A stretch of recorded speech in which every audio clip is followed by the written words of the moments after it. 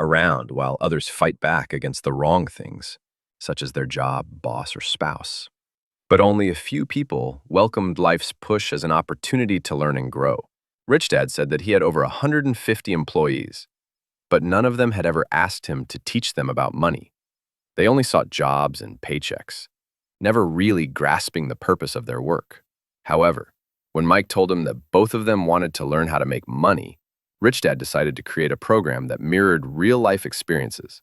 He paid them a mere 10 cents an hour, which initially made them angry, but he explained that he wanted them to experience life's push so that they could understand what he was trying to teach. When Rich Dad asked Robert what he had learned from working for such a low age, he complained about his greed and lack of respect for his workers. He even threatened to quit if his rich dad didn't pay him more or teach him more. Rich Dad explained that most people would do exactly what he was suggesting: quit and look for a higher-paying job. However, this usually wouldn't solve their problems. He wanted Robert to understand that waiting for a raise, thinking that more money would solve his problems, was not the solution. The solution is to make money work for you. Robert was slowly starting to understand the lesson Rich Dad was trying to teach.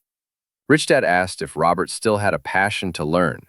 When Robert said yes, he told him he was going to stop paying him for the work at the store. Robert was confused. He came for a raise, but now he was going to work for free? Rich Dad said that if he wanted to make more money, then he needed to use his head and figure it out. Robert and Mike worked for free for 3 weeks.